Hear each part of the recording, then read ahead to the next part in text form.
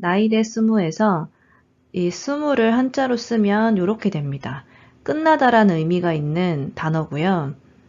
기초에서 배웠던 문법 중에 나이대랑 즈니가 같은 의미다라고 배웠었죠. 그래서 즈니스무, 이 나이대를 즈니로 바꿔도 의미가 같습니다. 같은 의미의 문법이에요. 그리고 걱정했던 일이 일어나지 않고 상황이 마무리된다.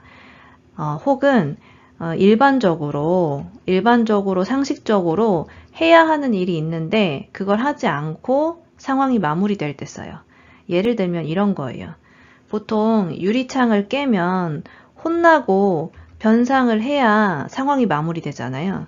근데 성심성의껏 사과를 잘 했더니 혼나지 않고 변상을 하지 않고 상황이 마무리된 겁니다.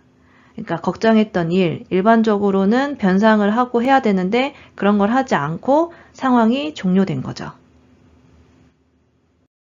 事前に予約しておいたので、待たないで済みました。 앞부분에는 나이형의, 동사 나이형에 접속을 해주시면 됩니다.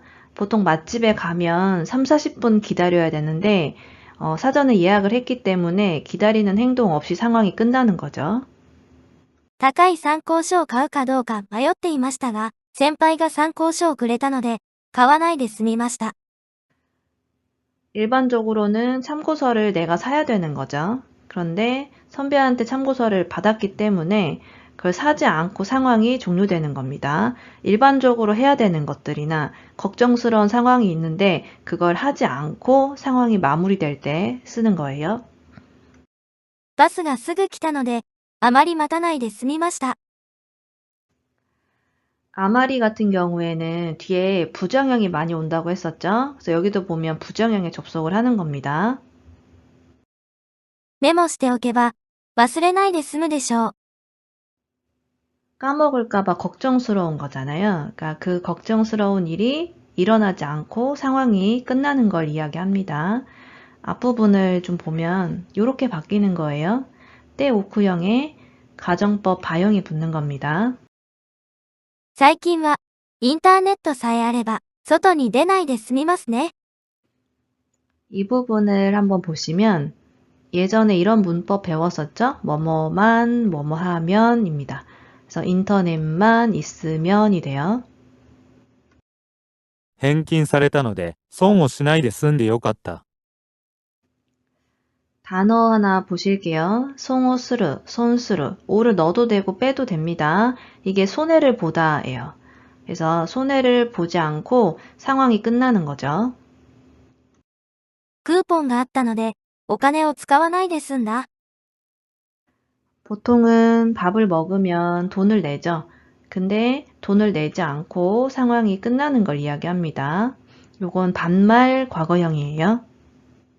電話で解決したので、遠い取引先まで行かずに済みました。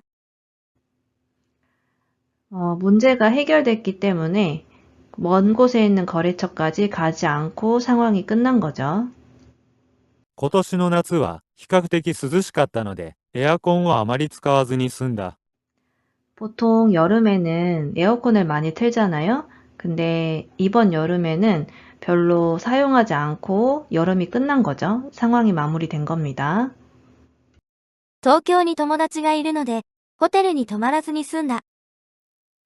보통 해외여행을 가면 숙소를 잡아야 되잖아요. 근데 이번에는 숙소를 잡지 않고 상황이 끝난 겁니다. 近所の家の窓ガラスを割ってしまったが、謝りに行ったら怒られずに済みました。 일반적으로 남의 집 창문을 깨면 혼나고 변상도 하고 해야 되잖아요. 근데 이번에는 그러지 않고 상황이 끝난 걸 이야기합니다. 여기는 오코루에 수동태가 붙은 거예요. 周りにバレずに済んでよかったよね。